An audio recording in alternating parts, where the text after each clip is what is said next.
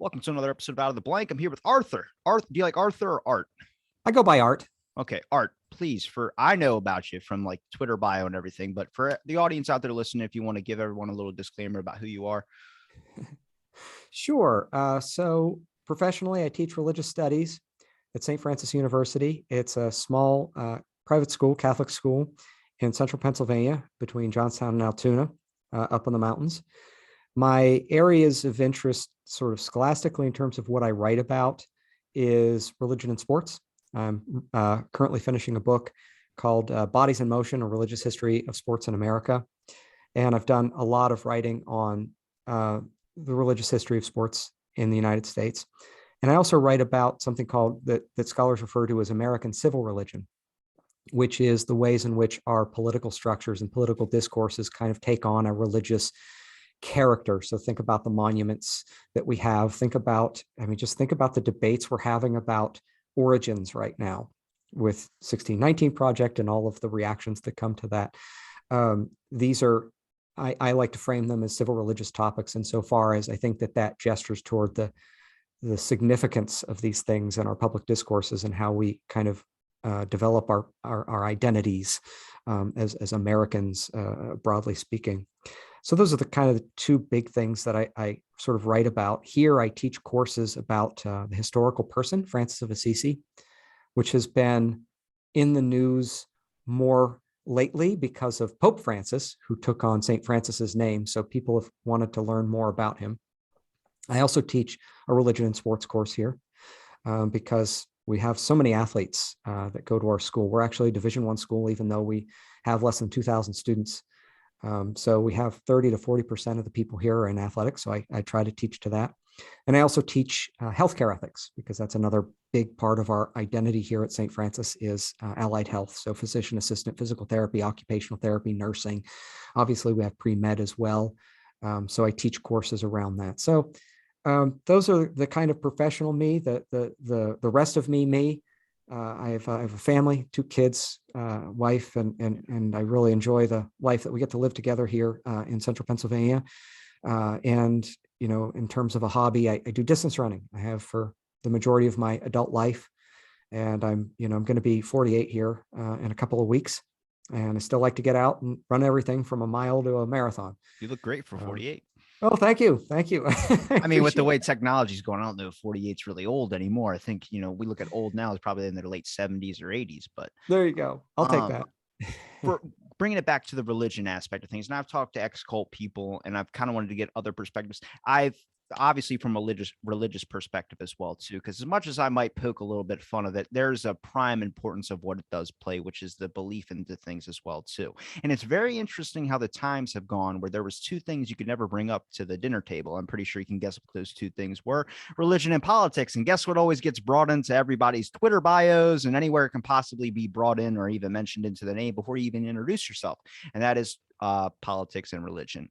Yeah. And I think I was always wondering, I was like, I wonder when we're going to reach the age of when our president would not be a Christian, maybe an atheist president. That was something that seems impossible. Seems like it will never happen because there's always been a standard of what you would consider your president to be, that he would be a Christian man and come from these aspects. But I feel like with people wanting to be a woman as president as well, too, and then also the concept of now we have a celebrity, or was a celebrity, Trump was, kind of blew the doors off of what would you consider a standard, where I'm not scared of where religion's going. I'm not religious per se, but I think it plays a prime importance. And I think with the evolution, and if we can really correlate it to society's non-religious, I guess, reasons, we can look at the concept of 47, close to 50 something percent of the population that's non-religious. And now the country's kind of it's always worse and worse and worse. People always say this is the worst time to be alive, or it's the best time. I don't know how they look at it, but is there a correlation there? Because we were talking a little bit before this, I've talked to ancient historians. I've talked to people that have gone through Norse mythology, Greece, everything. And I've always brought up the question of, do you think it was the question of, is there an afterlife? Because each of these Norse mythology or ancient mythology, when it comes to Greece or you start to look at the concept of everyone was obsessed with the afterlife and having a belief of where do you go when you die. And I think Mm. what happens is if you get into the scenario that I'm in, where you start questioning, is there just nothing when you do die? What does matter? You reach an existential crisis about Mhm. yourself. Like I've Mhm. kind of going through them in my own. I'm not looking Yeah. for a religious answer, but I'm looking for a concept of there's a chain reaction of factors that are leading people to these points. And I think maybe it could be psychedelics, or maybe it could be religion. Yeah. Yeah. Yeah. I love everything that you're kind of gesturing toward in this, because you're bringing up a lot of good points. So let me just kind of lean into one of them and thinking about the afterlife. So in the discipline of religious studies, I think we all start with the question of what is religion? What do we mean when we say this word? And in the United States, that often gets reduced to things like church attendance, right? If I say, are you religious? There's a kind of assumption of church attendance. But I think that broadly speaking, thinking about religion less in terms of human institutions and more in terms of human behaviors helps us kind of reorient this a little bit. So, to your question of the afterlife, religious institutions have made afterlife a primary concern. And so a lot of religious discussions are, might we say, like vertical, Mhm. right? It's what's going to happen when I die? Will I go to heaven or will I go to hell? Right, up down. Um, but there's another way to understand religion, which is more horizontal, which has to do with how is it that I am to live my life.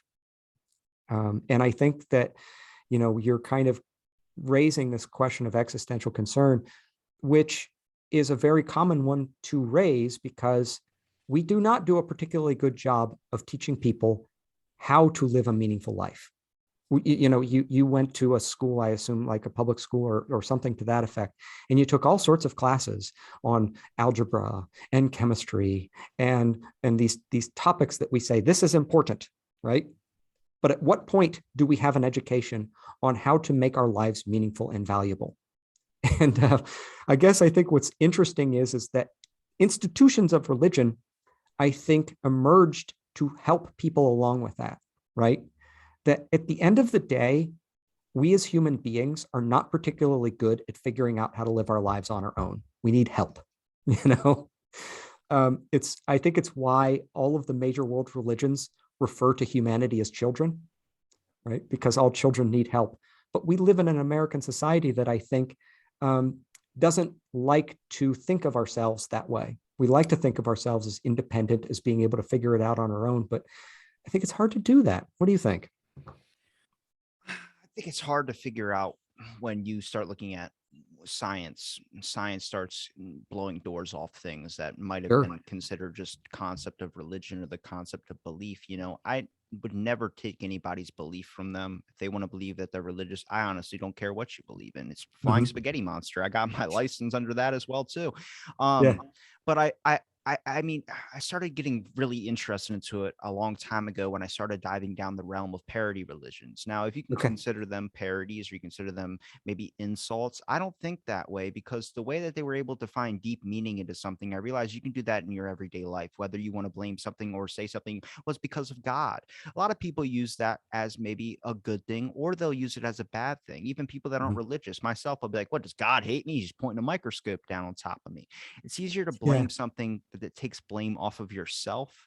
Yeah. And I Yeah. think if you are going to be like, I'm not religious, any problem that I ever face, I don't need to blame God for it. I'll just blame myself because it's something I set into the way.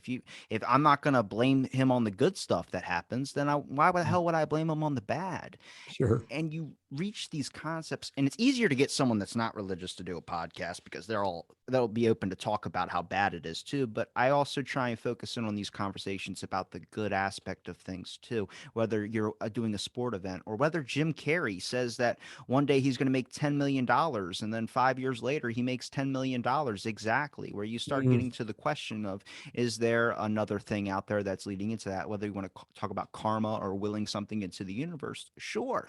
But whatever you label it under, my deeper understanding is that if there is a God, Mhm. then it would be all around us. We would all be Mhm. this encompassing thing, this unexplainable thing around us, which I don't think it's a person. And I don't know if someone believes it. If it is a person, sure. But I think the issue that people have with religion boils down to the stereotypical issues you're seeing now with the Catholic Mhm. Church and other issues. And I Mhm. think I've heard it best from someone who was a minister. And then I also heard this from a rabbi as well, too, is Mhm. that there's way to trust your church, but there's also a way to be religious, and be religious in the exempt of not being social, but being inside of your home and keeping it private and keeping the core family values that are important to just sustaining a household, or, sustaining stability in life. And I think Mhm. that is the perspective I start to notice when people Mhm. can just point at the bad. And now I'll joke about the bad. If you, there's some of the Mhm. stories about like the guy that made fun or was getting made fun of by like 40 something kids, and he called down to God, and God's endowed two bears to kill these kids. And I don't know what that means, but I guess it just means don't be a jerk. But it's a Yeah. it's a it's a more of a deeper core meaning to it. There's Right. people want to not people kind of want to take it for face value, but I think it has a deeper understanding, much like a fortune cookie will tell you something. You get to pull out what you need from it. Yeah. No, I think that one of the things that human beings are kind of programmed to do is to find um, is to find causality, right? If something happens, we want to know why it happens. And that can be for good, that can be for bad. And so I think that is a space that religions have traditionally stepped into, which is to say, okay, when I do make the $10 million, why? Right? Because life is so random. And some people, are all kinds of talented in acting, like you're saying about Jim Carrey, but never make that kind of money. And then Jim Carrey does. Why? Well, you know, let's come up with a solution for that, right? Or why do bad things happen? And that's always where kind of the language of religion steps in. It could be punishment, right? That's oftentimes how these things are translated. Natural disasters are translated in those terms. And so I think that, this is where kind of religious language oftentimes operates. But as you're saying, it can bring up a lot of uncomfortable kind of logical conclusions, right? And then it can create a sense of anxiety. There's a scholar who I really like who's written a lot about the prosperity gospel, and I think you were kind of making allusions to that. These um, pastors who effectively say that prosperity or lack thereof is a consequence of your relationship or lack of relationship with God.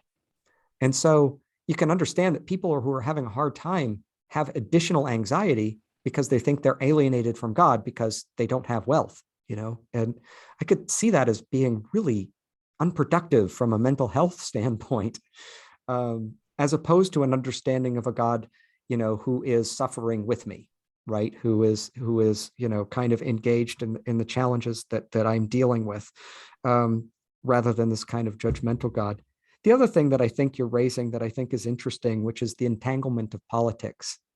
I think that for many people, I teach at a university, and if I mention, a certain strain of Christianity, there's going to be an assumption that a certain political party aligns or does not align with that. So take the environment, right? Um, a lot of my students will assume that the environment, which has become a political issue, is something that Christians are either indifferent to, or they have positions against the kinds of political measures that are being taken. But that's not always the case, interestingly, right? The Catholic Church has been very outspoken in terms of what kinds of measures have to be taken to address the climate crisis that we're seeing globally.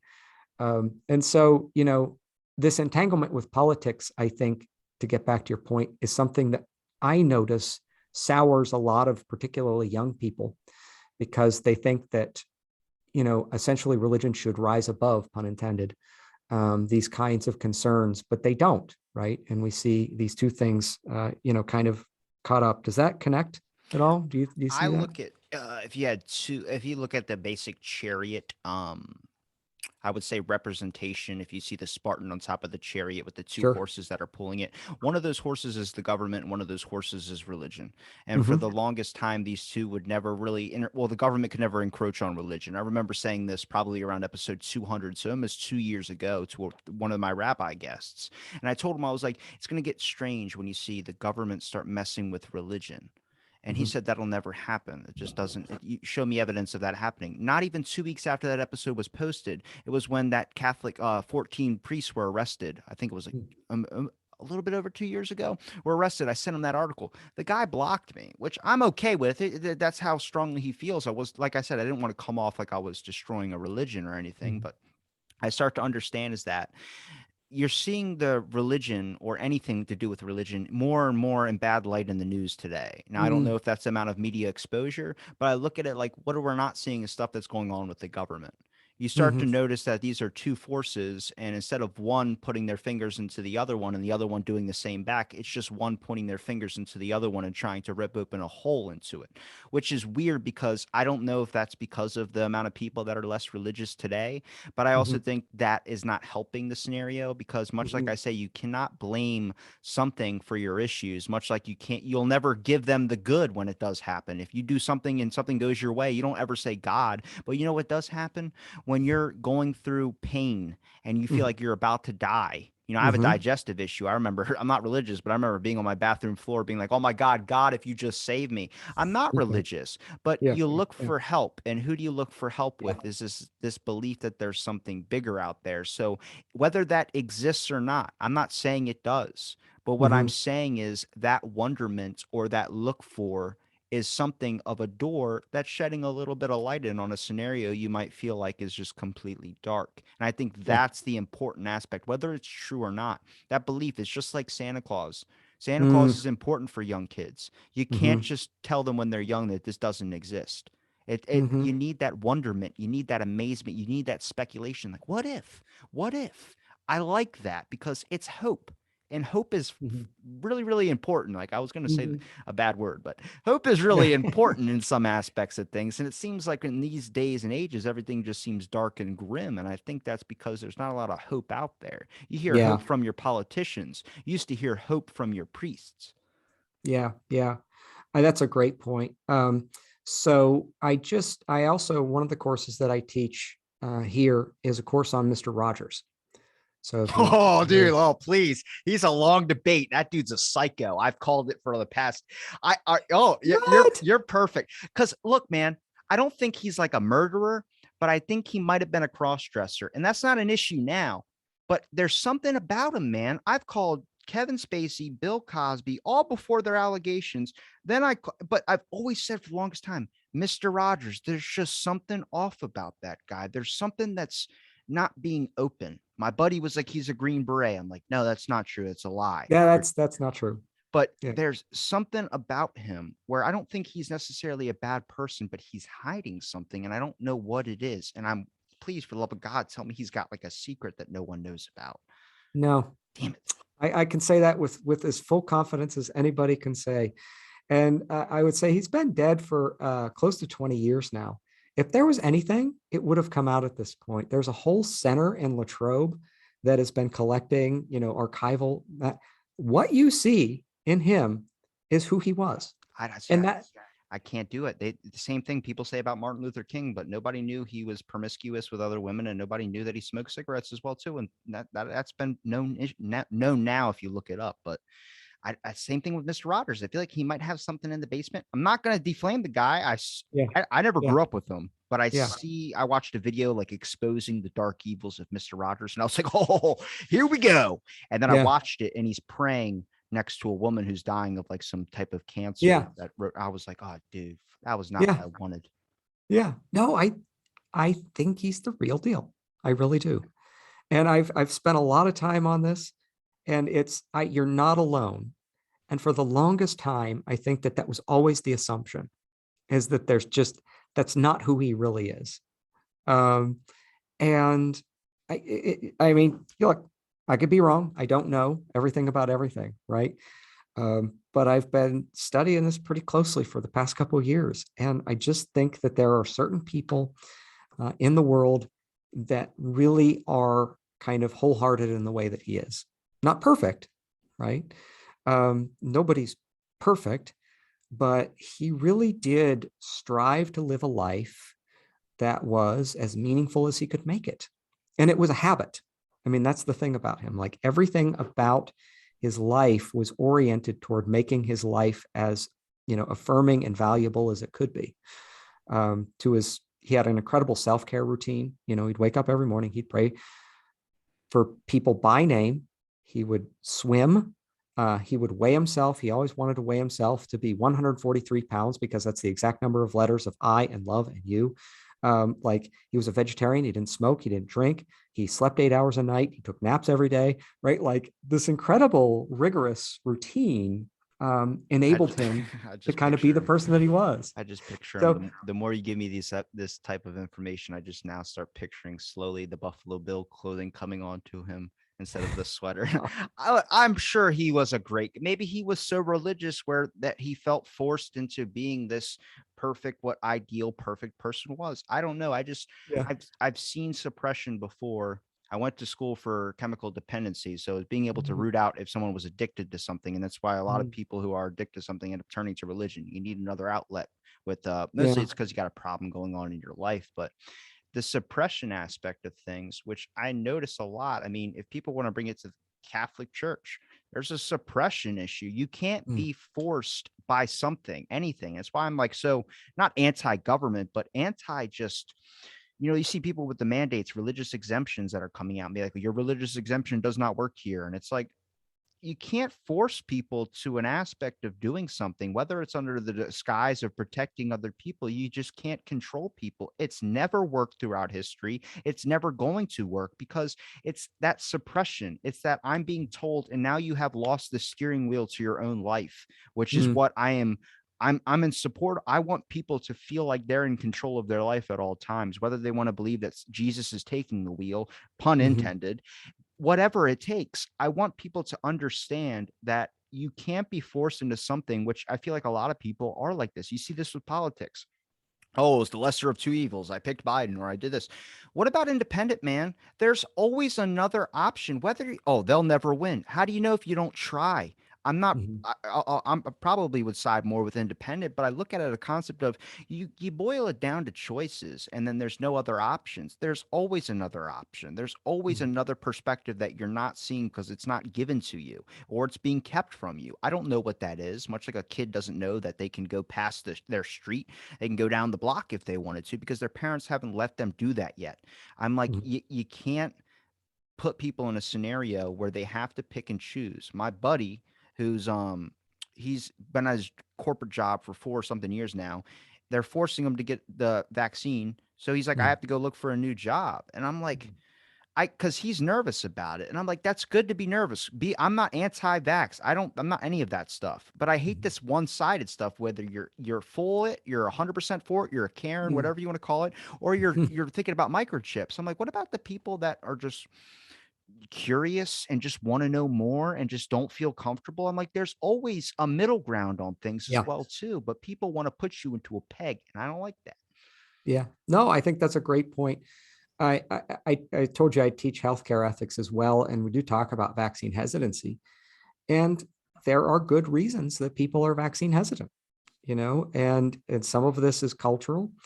When we talk about Black Americans, you've got a history, if you know about the Tuskegee syphilis experiments, of something, when I teach that in healthcare ethics, if you just lay out the facts of that case, which was they were studying these Black men in Alabama that had contracted syphilis, and they had allowed that syphilis to progress even after penicillin was discovered as an effective treatment.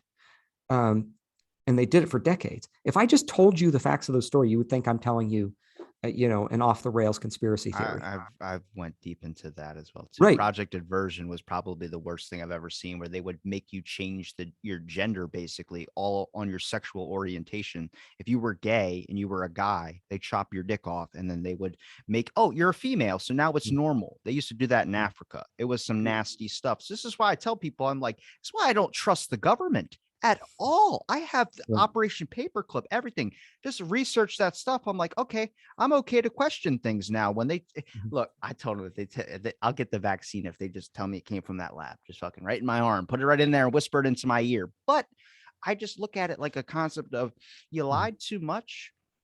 There's a lot Mhm. of trust issues, and you're still not being honest. When someone Mhm. like your parent would lie to you and you saw that trust break out of a young Mhm. kid's eyes, Mhm. you learn to never do that because you never wanted to hurt or feel that type of pain. It's not the pain of I'm mad at you, it's the Yeah. pain of I'm disappointed that stings Yeah. so much more. Yeah. They're still doing that today, and they're still lying to you about these things, whether it's the Beagle thing with Fauci, whether it's this and this and this.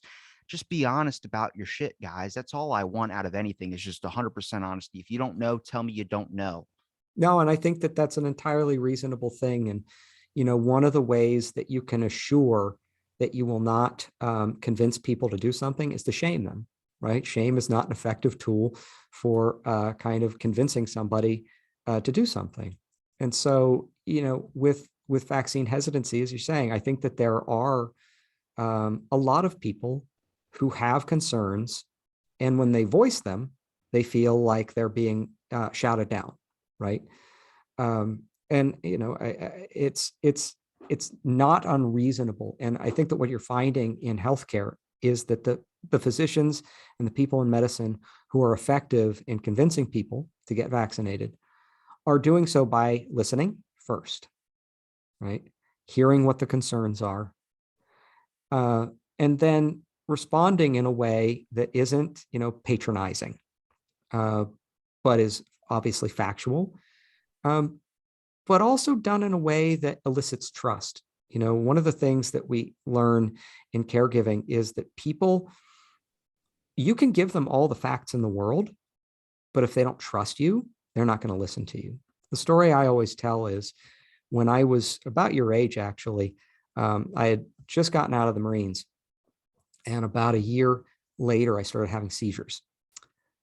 And at that point, I was very skeptical of, quote unquote, Western medicine. And so when I went to a neurologist, he gave me a prescription for anti-seizure medicine, and I wasn't going to take it because I didn't feel like uh, he had ever heard me. He just walked into the room, sat down, looked at his chart, and handed me these pills. Yeah. Right. And I'm like, do I have epilepsy? He's like, blah, blah, blah, blah, blah, right? Like, I don't know. I did not trust him. And here was a neurologist at, late stage of his career. So somebody who had all the training, all the expertise, all the experience that you would want to get a quality diagnosis. But I wasn't going to listen to what he had to say. What changed my mind was a friend of mine. I was a student here at St. Francis. He was going into the physician assistant program, and he had to do a patient profile. And so he decided to do one on me. And I told him the story of, my seizures, this physician, and this medication, which I didn't want to take. So he listened to me, took it all down. He did his assignment. And then he went and researched the medication. He went and researched my condition. And he found me and he sat me down and he said, okay, here's what this medicine is. Here's its benefits. Here's its risks, which any medicine you take is going to have risks, right? Every medicine, even aspirin, right? And he says, basically, he got through his whole pitch to me and he said, at the end of the day, you need to start taking your medicine. Mm-hmm. And I heard it and I started. And had he not done that, I am convinced that I would be dead right now. It would either be status epilepticus, or I would have had a seizure while I was driving and run my car off the road, hurt myself and hurt somebody else. Right. But like, I think of that example all the time. When you lead with compassion, right? When you lead with caring, you're much more willing to connect with somebody. Right. And what you're saying, if you lead with honesty, if you think back to the lockdown, early in the lockdown, this is something you hear a lot. It's like back then, Fauci and the rest of them were saying that you don't need to wear a mask. You don't need to wear a mask, which is true, right? Why were they saying it? Because they didn't want to run on masks because they were worried about first responders not having access to these things. That's a valid concern. Yeah. Say that, right? Say we want to make sure the first responders have all of the things they need first, and then we can start talking about the general population. But if you're putting out there, oh, you won't need masks and all that stuff, you're setting yourself up to be in exactly that position where everybody's saying, wait, what is true, right? Yeah, well, even the Uh, situation now, Fauci's got till November 19th to talk about the fact that he lied in front of Congress. The NIH did fund gain of function research that they found out $450,000 that was given to that lab to do mm, experiments on mice. And they go, mm, "Oh, you didn't ask the question about mice." I'm like, "Look, I get the lawyer speak. I get around looping around the contract, sure, to prove that you're not wrong, but it's not hard to tell if someone's giving you a story. And there's a really interesting interview with Kerry Mullis, who was the guy who invented the PCR test, and he talks about Fauci in 1993. I'll have to send you the link to it. mm, But it's just him wearing a red shirt, says Rainforest Cafe or something on it. He's sitting in his mm, house, and the guy's talking about HIV. This is during the AIDS pandemic where Fauci mm, blew that out of the water. Like every single person you know is going to get AIDS and die. Hey, similar to what the pandemic when it first started, everyone was going to die. Made it seem like a Thanos snap. But he was talking about Fauci. He goes, he's just a mouthpiece. He's someone that's reiterating stuff that he read and he's just saying it to the public. He's not the actual scientist, but nobody cares because he's the person that's on the TV and he's looked to as this. But he's like, don't trust him. And it's just mm, so eerie because you start looking at things now where I'm like, you haven't really gave anybody the opportunity to trust you in a mm, lot of aspects of things. And he just was really real with it, where it was focused on the AIDS pandemic at the time, but the questions was being asked. He was being blunt. It was hard to hear probably at the time, but it was something real. I'm like, that's what I wanted during this whole thing was be honest with the stuff. If it mm, hurts, it's gonna freak people out. But she did it mm, in a worse way, trying to cover or do whatever, and it's really made it a lot worse. And I don't know what the turnaround is for it. I yeah. mean, I think we're eventually just going to have to, I think something, Biden's not going to get reelected or something like that unless he resigns. And I'm like, I don't know if he's going to resign. He's probably going to get like a pat on the head, like, sorry, you can't do that anymore. We're just going to shove you in the back room. Um, Much like the church probably seems to move everything to another room. I want you to focus on the issues. You're never, if you don't have closure with people, this is why we have people that still talk about this thing. This is why it's going to keep on going until you have that immediate initial closure that tells people, like, you can't wait a month. You can't wait 4 months. You can't do what you did with the George Floyd thing and wait a couple months later and then have a court case about it that lasts 2 weeks on television because you want ratings. You can't do that. You need to Mm, start focusing on it here and now, and everything that people fight to go get stuff done, it just what gets done? We had the Black Lives Matter protest. Is there been any change? Has there been any what you can sue cops now? They defunded the police in one area and then they ramped it all the way back up because people were walking around the street with frying pans. How about you get an actual issue that you can actually tackle and fix? It's very strange when PETA has to make an announcement about beagles. I'm like, they're the ones banning animal slurs. When do we look at PETA as like a guide source for them to be able to stop this type of thing? Oh, because it involves animals. Well, we're getting treated like we're dogs, basically, in a way of do this, do that, do this. I'm like, if you just add trust in, you're gonna, it's like what's it? You get more bees with honey than you do vinegar. Like, mm, 100% the truth in this aspect as well too. I think this political stuff it's just people they don't really care about other people and they want to get mhm, their own purpose across. And I think that's not their fault. That's if you're going to look at what runs a country better is the most effective way to be productive. And that's by mhm, making sure that everyone kind of falls in line in an aspect of way. I'm not anarchy at all. The government is there for a reason. But I mhm, think that the people that are involved in it is much like being a CEO of a business like Walmart. You don't care about your employees. People look at Bezos like he's the scourge of the earth or something like that. I'm like, he's just a guy running a business. Those people get paid. He doesn't care how horrible your conditions are. You need to have more connection with people. That starts with conversation. It starts with community. You used to get community from your church. You used to get mm, community from your neighborhood. Where do you get mhm, community now? From Twitter? That online dumpster fire doesn't work out so well. right. No, I think that you're raising some great points about, what is it that kind of what is it that makes a business particularly effective, right? Is it really just sort of bottom line stuff? I've been reading more leadership books lately, and kind of one of the things that they all circle around is that the most I don't know if I want to say prosperous, but like the most enduring organizations are not necessarily the most profitable, but they can be. And a lot of what they're talking about are businesses that um, engender a kind of loyalty from customers as well as employees. That both of these, that having loyalty from both of these is very important. So let me kind of give you an example. In one of the books that I'm reading, he keeps coming back to Harley Davidson. And the neat thing about Harley Davidson is that people get Harley Davidson tattoos, right? Yeah. Like My grandpa. okay, there you go, right? I really like my Subaru, but I'm not getting a Subaru tattoo, right? I'm like, it's just Harley Davidson is more than just a motorcycle, right? It's a whole idea, it's a whole way of life, and people structure so much of their identity around it. What makes Harley Davidson a great company is not just the motorcycles. Obviously, those have to work in order for them to be prosperous, but it's what they're selling on top of that.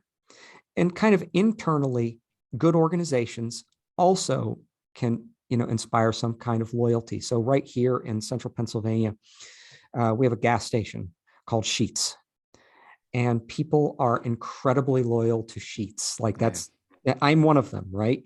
Like I have a loyalty card, but people who work there, I know a lot of people who work there, and they treat their people really well. Now, again, financially, could they make more money if they were ruthless? I don't know, but they don't have to pay a whole lot of money to train and retrain people because they have an incredible retention rate. And part of that is people could go and they could make more money somewhere else, but they like how they feel working for Sheetz. Somebody, I'll leave with this story. Somebody who I met once was kind of high up in the organization and tragically was losing a parent. And I guess the Sheetz owners found out about this, went into his office, said, "You're done here. You need to go be with your father."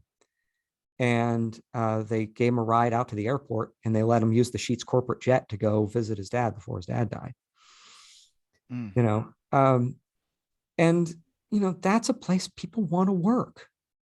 And when you have people who believe in the mission of the institution, they're more likely to put more of themselves into it, and then it becomes more prosperous just because people are invested in it. And so, I guess it kind of gets to your point about generally authenticity. And when institutions, whether they're government, whether they're, businesses, whether they're churches, aren't authentic in living into the mission that they are saying that they, hold to, people can smell it.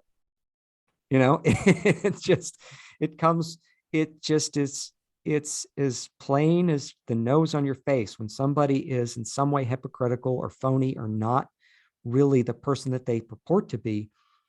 I think it gets that kind of response of just frustration, and almost like despair. Like, why am I even trying with you? My cousin's a couple months younger than me, but he's the complete Mhm. opposite in the religious aspect. He's Mhm. pro. He's involved in the church. He does everything he possibly can, whether Mhm. it's some of the child daycare stuff that goes on. He takes care, does events for them, goes to every single holiday thing, helps cook up the Thanksgiving dinners that they end up serving out and stuff. It's the Mhm. community aspect that I can understand from it. Mhm. The amount that it's part about being part of a group. Now, do I think those groups can sometimes become toxic? Sure. But I also Mhm. think that there's a beneficial aspect when you look at the base layer of it, which is just being around people that agree to the same things as you. We're all hive minded in a way. People like to get into their groups. The hard part Mhm. is breaking out of those things as well too, and trying to Mhm. find other ways you can connect with people. See, we bond over our similarities, but I think you get a lot farther if you bond on your differences, because then there's more to talk about, there's more to learn from. But we've Mhm. been always told this. Now, when people say like, "Oh, you sound like this political party, you sound like this political party," is it that, or is it just the basic concept I've always appreciated about a religious text, which tells you it's about love and kindness? Mhm. Now, does a lot of those things work out effectively? In some cases, they're not carried out properly. But I Mhm. think the aspect of love and kindness, the way of just treating people the way you would want to be treated, this concept Yeah. of like, okay, people can bring into, well, the Bible says anti this. Okay, well, I mean, when was that freaking written? When that wasn't okay? day. You start looking at a concept of nobody thought the times would change this much. Nobody thought there would be this drastic reformation of whatever you want to call everything. For the good, yes. Mhm. But you look at a concept of, do you look at the base layers of things, like the Mhm. base layers of who this person really is? Are they more than just a name? Are they more than just a political party? And not a lot of people really want to do that because people feel like they don't have the time. They feel Mhm. like there's a time consumption. See, my thing is with the government, or just with any institution, you have to make it open for all, but you Mhm. can't disguise yourself as open for all and really not be. And that's a Mhm. lot of what we're seeing that's going on Mhm. today. There's people, you mentioned a point that you end on, I was going to add to, I think I just spaced out on it, but I, yeah, I lost it. It'll come It's back. all right. Uh, no, I think that, Brand the first, loyalty. Okay, I'm sorry. oh, go ahead. Go ahead. When you work for a corporation and they treat you good, what you're Mhm. starting to see now is you're starting to see people that are getting treated like crap that won't take it anymore. And I Yep. think that's because the pandemic really showed you Yep. that your 30 years in a company doesn't mean jack in the grand scheme of things. And Yep. I like that. I want people to hold on to that, but I'm afraid maybe we're almost 2 years in, another year from now, another year after that, 5, 10 years, you're going to end up losing it. You're going to end up forgetting what that was like and realize that your worth is only valued in this company. And that's not true. People look at it like, I can't leave my job because I need to pay the bills. When I asked my buddy why he's leaving his company after 4 years instead of just getting a shot into his arm, he said, because it's just being forced into a position that I feel like I don't have a say in my own life. And I'm like, you know what? That's a good point.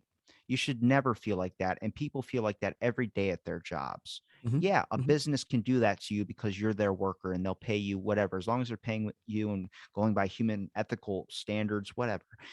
But is that worth your own happiness? Is a Mhm. second, there's what is it, 972,642 days and an average lifespan of 73 years? Oh, Why would you wow. waste a That's good. second of that? Nice math. Why would you waste a second of that being worth feel like you're worthless? It doesn't make sense to me, man. It's when people say, Robbie, you have a problem with authority. I have a problem with authority because I don't like someone telling me I have to be the way that I need to be because I feel like I'm doing pretty damn of a good job myself.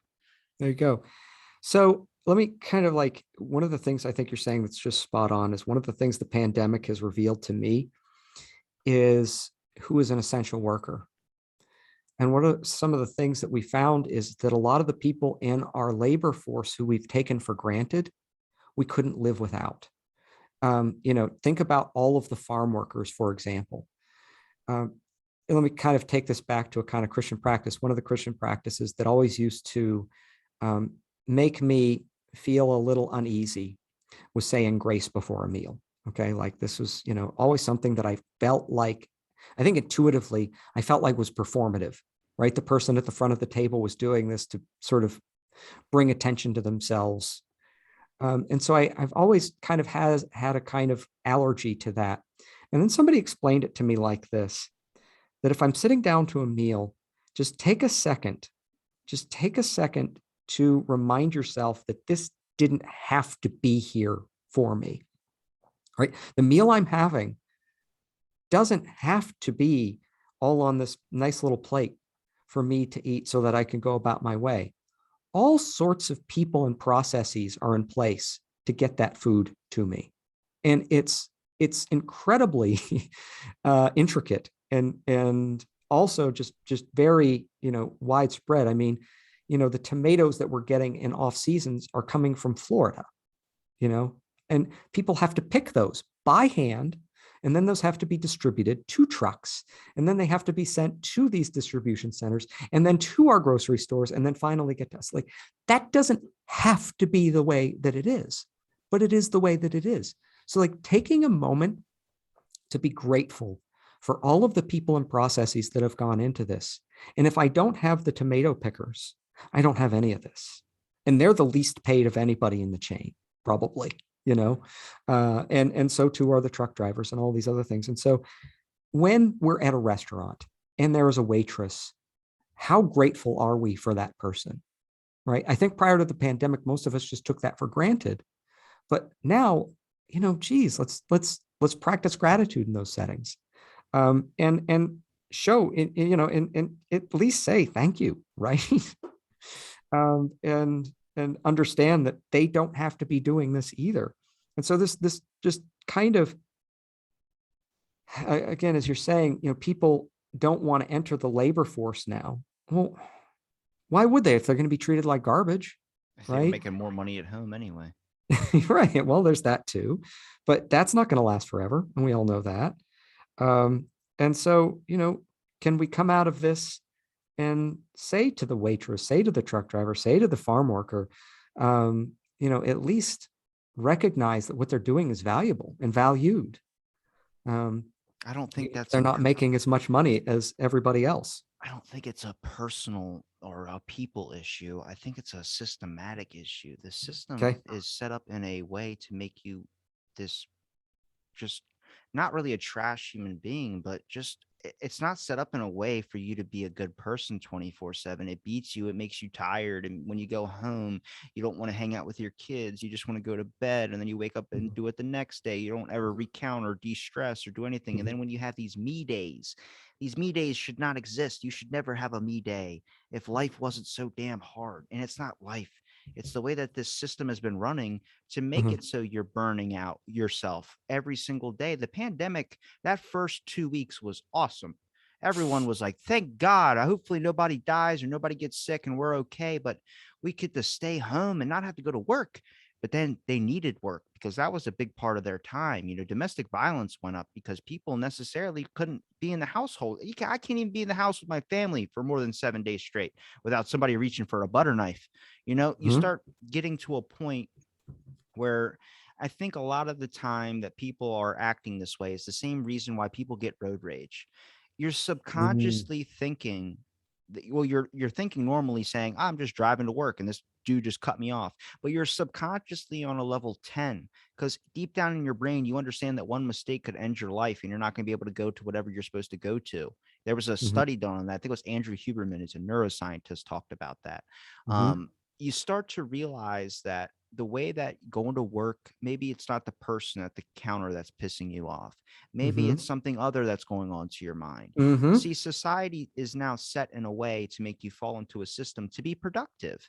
People Mhm. aren't terrible people. It's just the Mhm. world around them happens to get them into this place where they feel like they're on a one track mind. And I don't think a lot of people understand it. There are times I have to catch myself when I'm at work and I walk outside and I smell the air and I feel like it's fall right now, dude. 49 Mhm. degrees out. I smell that cold air hit my lungs. So I'm like, I just want to sit outside and just enjoy this. Like it's not chilly. I'm wearing a shirt. It's fine. Mhm. And I'm just realizing that there's a more intricate system of the world that can over really take away the foundation that is whatever we would call society. I think boiling it down to the roots, this is why people love nature so much. This is why every time you get high, you walk out into nature, you try and get in touch with your roots because there's something primal about it. There's something important about it. And you built up four walls that protect you from the outside. But how much is Mhm. it protecting and how much is it taking away from you when it Mhm. comes to the basic things of elements? I think the world has a natural way of resetting a person, Mhm. much like conversation can naturally reset somebody. There's basic feelings and emotions that are crippled right now, and I think if you look at what those crippling things can be, that can be an aspect of religion, that can be an Mhm. aspect of self-worth. That self-worth can be valued when you walk outside. For me, I have an ego issue. If you tell me like you're an amazing kid, my freaking mind's going to explode. But I walk out and I look up at the stars at night and I'm like, man, I'm this little tiny speck in the grand Mhm. scheme of things that really Mhm. doesn't matter as much as I think I do. And yeah, you Mhm. could take that a bad way, but it also can humble you in an aspect of I'm not the most important person. Everyone doesn't need to drop what they're doing to support me. I have to understand as I am a human being, much like anybody else, and we all, in the grand scheme of things, play a very, very, very minuscule part. And that really humbles me to an aspect. But also, I look up at the sky and go, where are all the stars? And you start to go, oh, light pollution took that away. Well, now the world and society is now slowly taking away your natural resets, the ways that we're able to balance you out after a stressful day to the point where what's going to be left, man? The wind might go away eventually. You got too many buildings. Do you ever get that cool breeze that comes through? No, because there's a skyscraper with, Stevie Wonder's face posted up on the side of it. It's just it's not there anymore. No, I think that your point about kind of the way in which modern society prioritizes busyness and production. And so I think about, when you were talking about that, there's a philosopher by the name of Martin Buber. He's a Jewish philosopher, and he wrote this very influential book in the 1920s, I think, called I and Thou. And basically his point was that our authentic human relationships is where we experience the divine, right? That like in our true connections with each other, this is where we have these life-affirming experiences that make us certain that our life has value and meaning. The problem that Buber identified, though, was that kind of the industrial mindset has infiltrated human relationships, so that we treat people not as unique creations of a loving God, but rather as means to an end. And he called these relationships I-it relationships. In other words, I am the full and complete human being. You, on the other hand, are an object that I can use and dispose of, just like, I can in my consumption habits, right? I get a plastic thing, I use it and I throw it away. And what Buber was noticing, 100 years ago, was the industrial mindset was like treating people like that. So why am I making friends with this person? Oh, because they can help me advance in my career. Why am I staying away from this person? Oh, because associated with them would hinder my, earning potential. And all of us are just judged on what we can contribute to the system of production and consumption, right? And so what he's warning against is reducing all human relations to nothing more than these objectified consumer products, and saying instead, if you want to have a life of meaning, cultivate those relationships with each other and with creation. And that's an important point that you raised, right? Is that stepping outside into natural wonder has an effect of taking all of those issues that are occupying all of your brain space, right?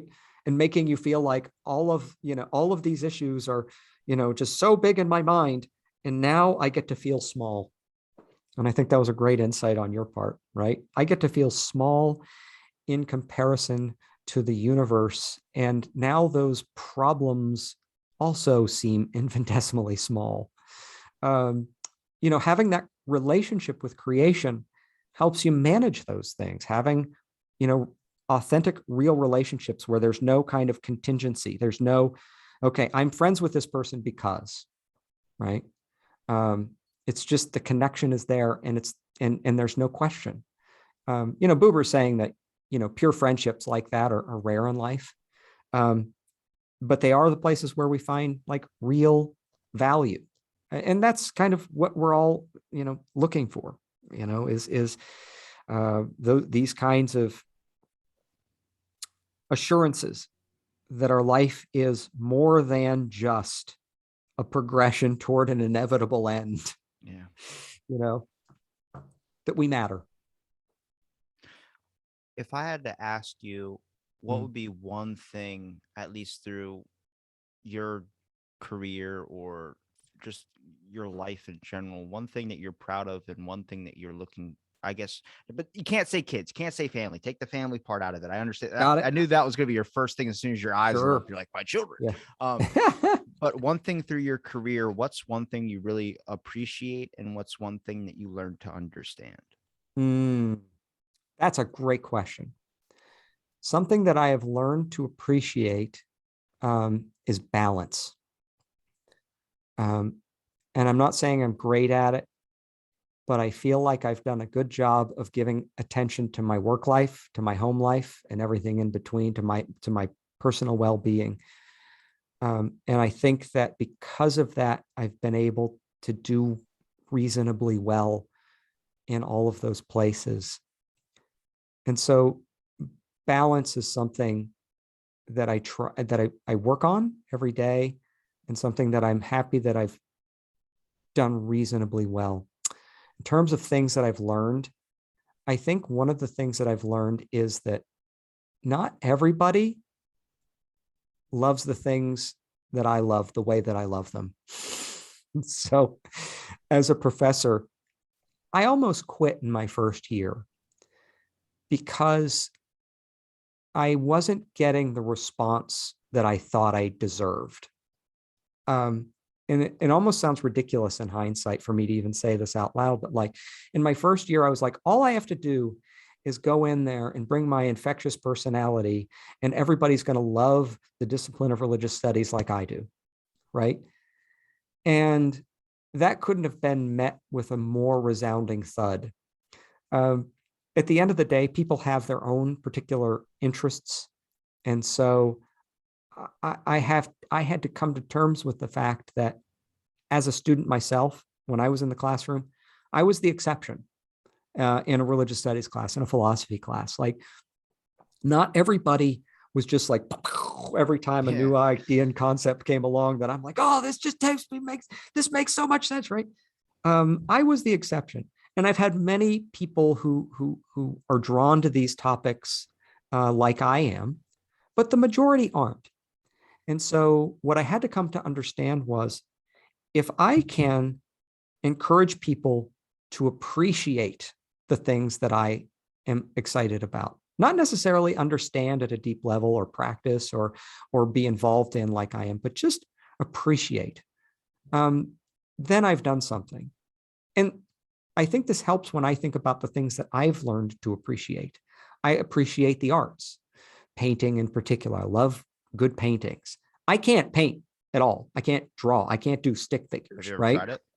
Yeah, oh yeah, and I'm horrible. It doesn't matter. I never thought right? I'd be good at it, and then I watched the Bob Ross documentary, and I've been. Oh, there you go. Bob Ross is terrific with that. But like, I can appreciate. I'll give you one that I certainly can't do and will never do. I can appreciate somebody who can dunk a basketball. I will never dunk a basketball. That's a good one. Right? Yeah. I think that we all have to understand, kind of getting back to an earlier point, diversity is a strength. And the more people we have doing different things, the more opportunity we have to, witness excellence, to celebrate together, to live together, and to prosper. If we all just did the same thing and we were all thinking the same way, I mean, in addition to life being disastrous, it would be boring. Yeah. Art, man, I appreciate you giving me your time to do the podcast, man. Seriously, I really enjoyed talking. I love your perspective, man. You're very easy to talk to, especially when I go out on my little rants and stuff. But dude, I want to have you back on again because you need to send me some Mr. Rogers stuff. Mostly so I can do my own deep dive and a deeper analysis onto the man, because I still am in the belief that he's hiding something from everybody. But if you say otherwise, I trust you after this conversation. Okay, good. Okay, good. We can have that conversation. Yeah, that'd be great. Is there a place where people can find you? Is it just your Twitter or any links you want to shout out? Twitter, I have a website, arthurremillard.com. Yeah, those are good places. All right, I'll make sure I link it all in the description. And is there anything you want to say to anybody out there listening before we wrap up the show? Thank you for listening. That's a good one. I like that.